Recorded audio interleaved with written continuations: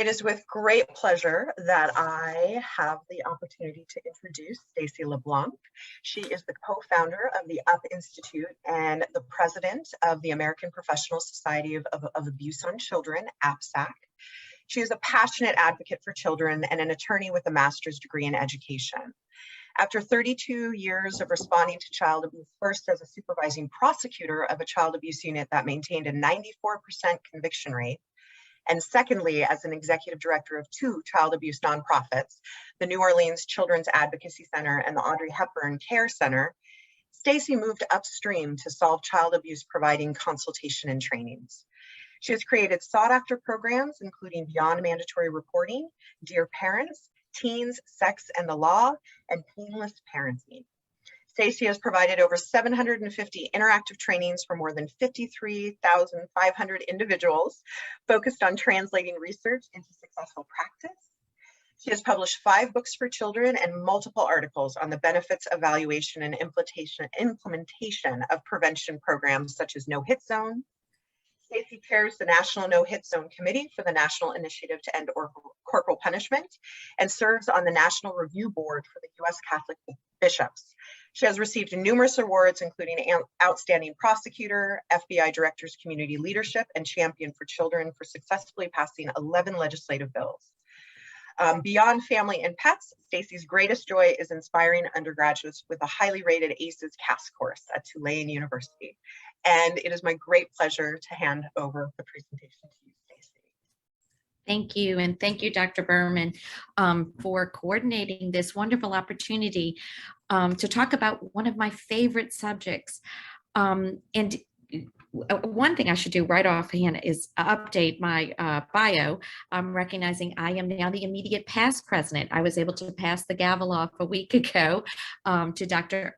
Ernestine Briggs King, and I'm so excited to be able to support her in that role. And I continue to serve in APSAC as chair of the Professional Education and Training. So if there's any other training opportunities we can bring to you, like the one today, we would just please reach out and let us know. But my journey in child abuse really began as a prosecutor. I spent the first 10 years of my career prosecuting and holding, in most cases, parents and people that were well known to the family accountable for grave sins they had committed on children, child sexual abuse and severe child physical abuse. But I recognized pretty soon that we were never going to prosecute our way out of this epidemic called child abuse, and that I really wanted to be more part of the solution. So I went to Children's Hospital, and for 19 years, I started a medical program and trained young doctors, young pediatricians and experienced pediatricians to do no harm when it came to the forensic work of evaluating kids where there'd been an allegation of sexual abuse, physical abuse, or severe psychological maltreatment. And I truly enjoyed and loved doing that work. But I'm so glad that after 30 years of being what I would call downstream, helping families navigate and solve abuse after it has occurred, I really am enjoying my time upstream in trying to prevent it before it occurs. Because we know there are so many simple solutions that we know through programs like Darkness to Light and Stop It Now and Start by Believing, and also No Hit Zones, that there's so many simple things that we can do as professionals to really address the key risk factors to prevent it upstream. And so I always like to start there before we launch into a powerful talk about resiliency. And you're going to hear from huge leaders like Dr. Berman and Dr. Thompson about resiliency after abuse has occurred. But I always want to make sure that we're focusing on, we want to prevent it before it occurs first and foremost. So I was asked to launch us first to talk about what do we know about resiliency as it relates to ACEs? But before we go there, before I start telling people a lot about ACEs, I want to know how many of you, let's be interactive here in the chat. Tell me how many of you have heard of ACEs, and please be brave. If you've not, just say, nope, haven't heard of them. But I just want to know before I launch into a lot of information on ACEs. So yes, Lisa tells us that yes, she has heard of ACEs. That's all I'm asking. A simple yes or no will do in the chat. Just want to know before we go into it. So we got 2 yeses. we have a lot of yeses. So this is good news. So I can really jump right into where we want to be. But assuming, since not everybody's answered, that maybe we might have a few that haven't, I just want to give a really brief overview. And I now teach a class on adverse childhood experiences. And thank you. Please, we are interested in who's attending today. So please tell us about your professional background. But I now teach a class at Tulane University on ACEs. It's a CAS course, and where we're teaching undergraduate college students before they launch their careers, whether it be as an attorney or a prosecutor or a defense attorney, a child's attorney, a guardian ad litem, or as a social worker, psychologist, psychiatrist, medical doctor. In our course, we basically have a third of our students are public health graduates, third are pre-med, and a third are going into helping professionals in mental health. And what we teach them is that we recognized many, many years ago in the Sentinel article and Sentinel research that was done by Dr. Felitti and Dr. Andy, that they discovered a critical link between childhood adversity and later bad health outcomes. And in this particular study, if you didn't know about this, I always think this piece of trivia is so interesting, is that it was accidentally discovered. It was in an obesity study of over 17,000 participants, where they recognized that the wrong question was asked. And that instead of asking how old you are when you were first sexually active, the question was asked, how much did you weigh? And many participants were responding with 40 pounds. And the research assistants were kind of going, wait a minute, 40 pounds, that's a pre-adolescent weight. And so they recognized that there was something here that was a critical link of people being involved with having obesity issues, and that was associated with having experienced the adversity of child sexual abuse. Well, this was replicated over and over and over. And in the ultimate study, what they found, that there was a critical link between these 10 adversities in childhood and poor health outcomes. And what was so extraordinary to me is that, child sexual abuse and child physical abuse, which so many of us on this call have dedicated our careers to, but what we didn't recognize is that there was some type of link between all of these. And then when there was a polyvictimization of 1, 2, 3, and 4 or more of these, that it was linked to a lot of bad health outcomes. And that they found that childhood trauma was very common, that even in the initial study where it was employed white, middle class, college educated folks, what we consider good health, that there was this link. And so when it's been replicated in so many states and been shown that the link is even exists across races, across socioeconomic, and we're recognizing now that there are protective factors, but that there's definitely a direct link that's been recognized. And what they also recognize is that a whopping 2/3 of the folks had experienced multiple of these adverse childhood experiences, many of whom have never told anyone. And so this study, which has been replicated in many states, shows that this polyvictimization, this toxic stress of multiple forms of exposure of victimization, is really bad for health. Now, I have a good friend who's in public health, and she's sort of like, we could have said this without the study, right? We would have been like, duh, yeah, bad things happen in childhood. But this study actually showed it. They showed it in all of the research, and they recognized that these ACEs led to poor health outcomes.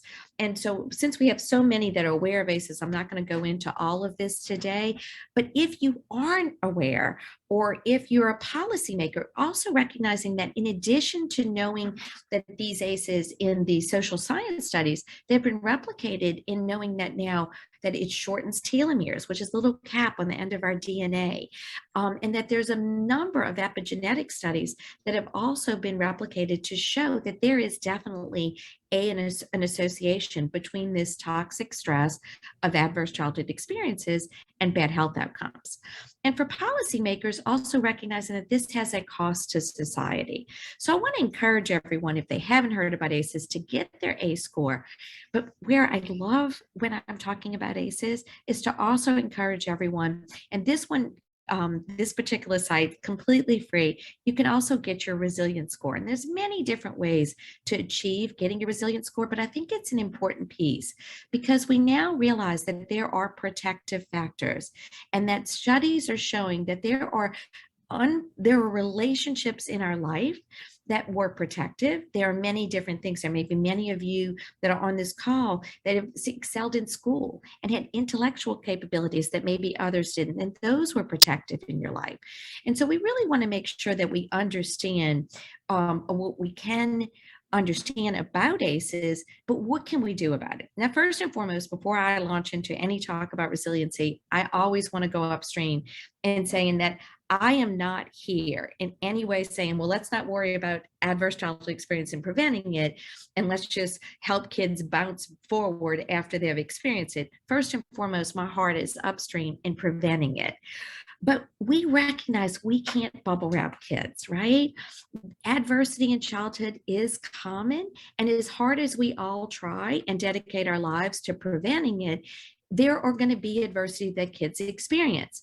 Now, we also recognize that resiliency alone is not enough. We want them to have exposure to evidence-based trauma therapies, and there are a number of them, and I want to point those out. The National Children's Alliance has identified the types that are evidence-informed.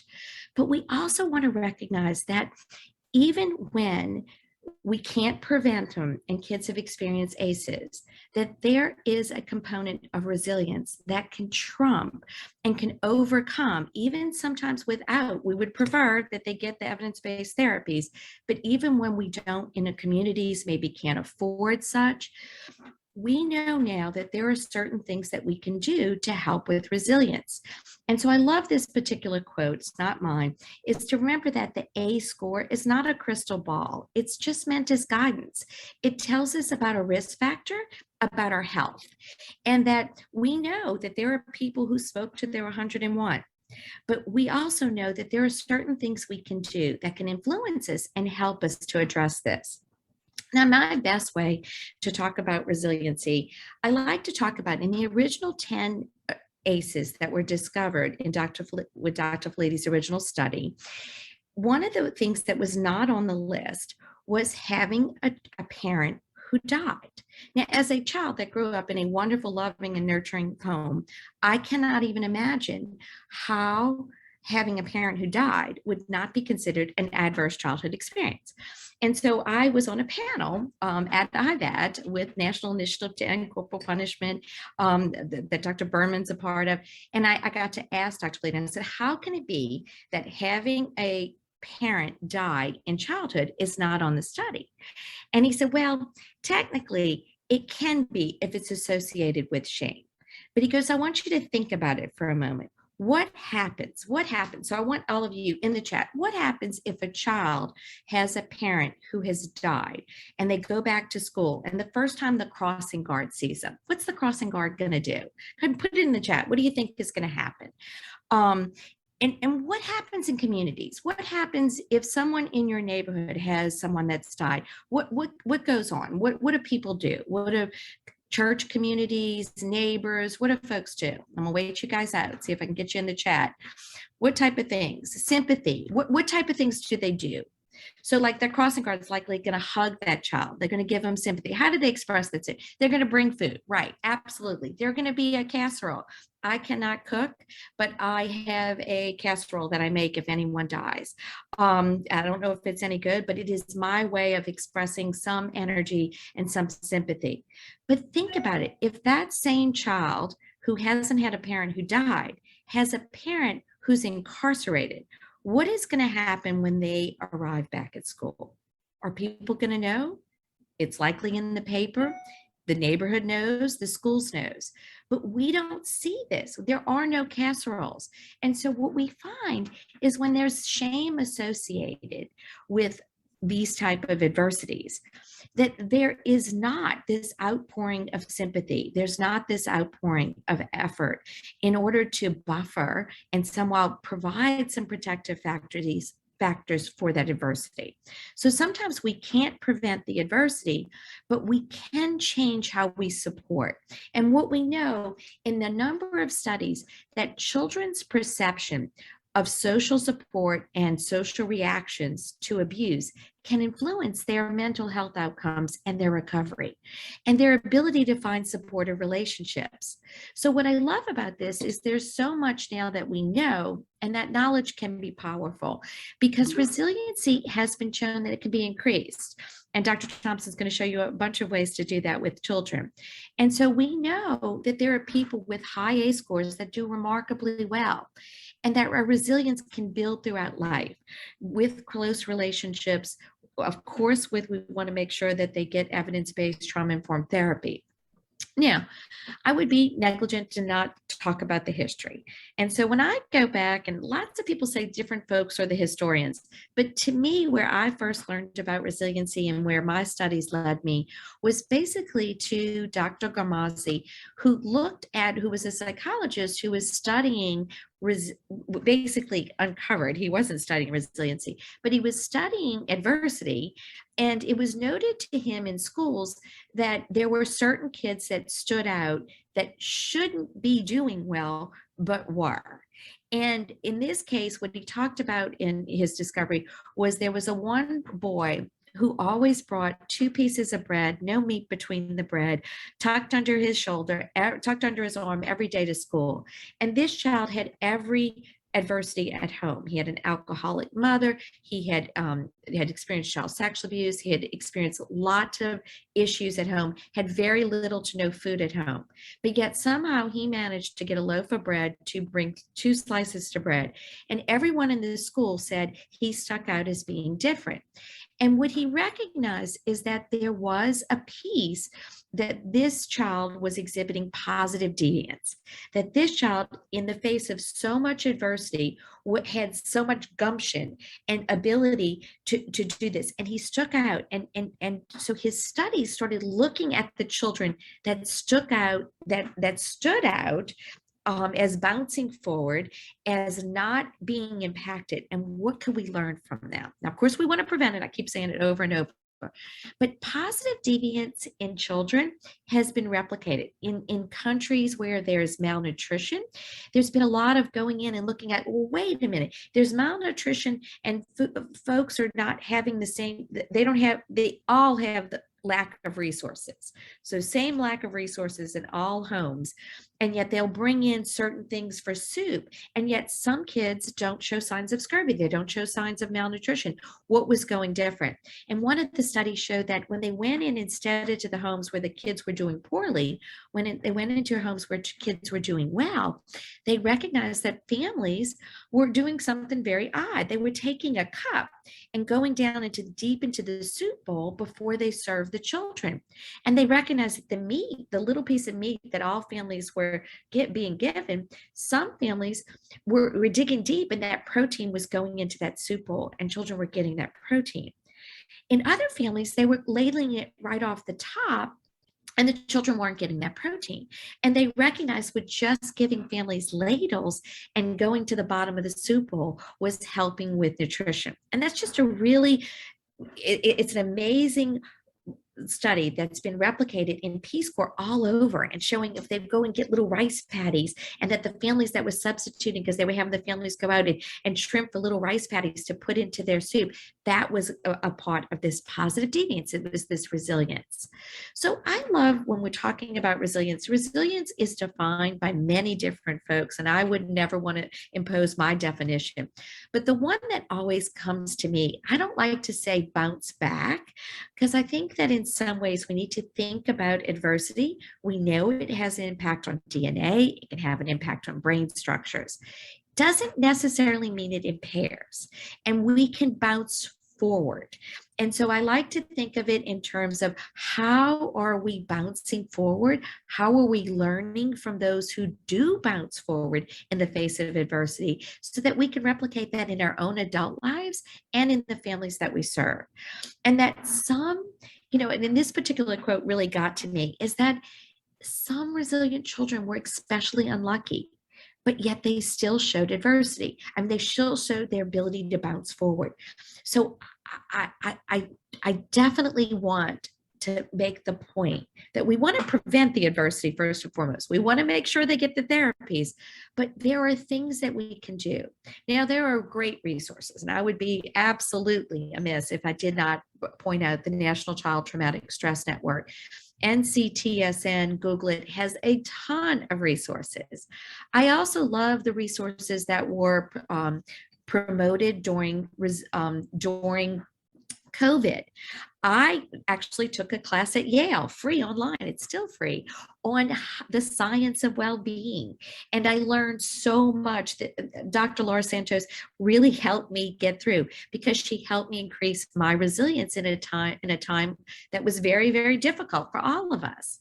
And I found, and it's still free. I always tell people, you know, when I teach my class at Yale, I always say this summer, instead of taking a summer break, I want you all to take a class at Yale. And they're like, we couldn't get in. And I'm like, yes, you can. This is a free class. We can all get in and we can all benefit.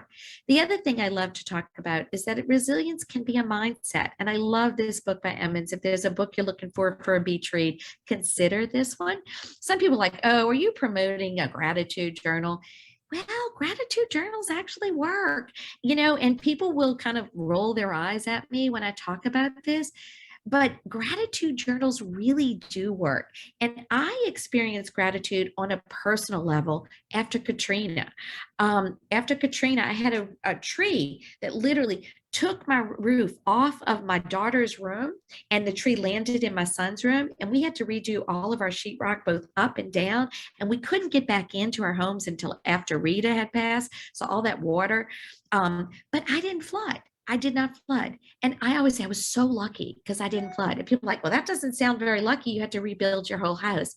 But in my mindset, I was so lucky compared to so many others. And I do think that you can learn a lot from us who did endure with Katrina, and that it took many, many years, and we're considered a resilient set of people. And many people say, why do you live there? I can't imagine living anywhere else. I don't know why y'all all don't come live here. But I have learned so much through the hard times in my life as the easy times. And so I really do try to take that mindset into what I do. And I think that my professional career has helped me with this.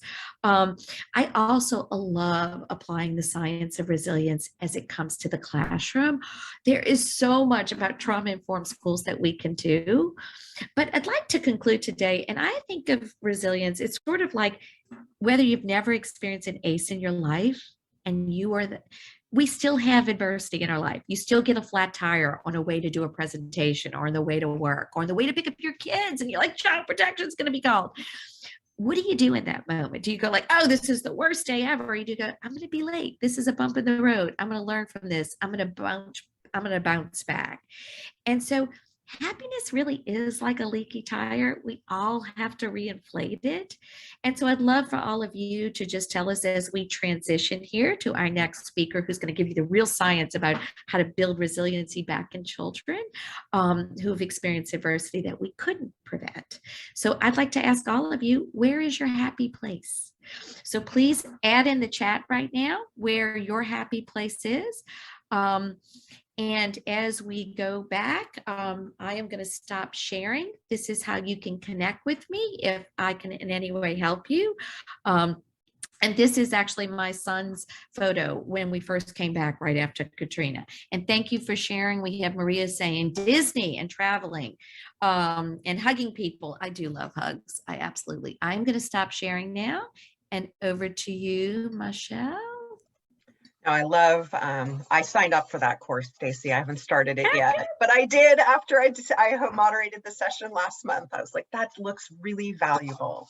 Thank you so much for that wonderful presentation.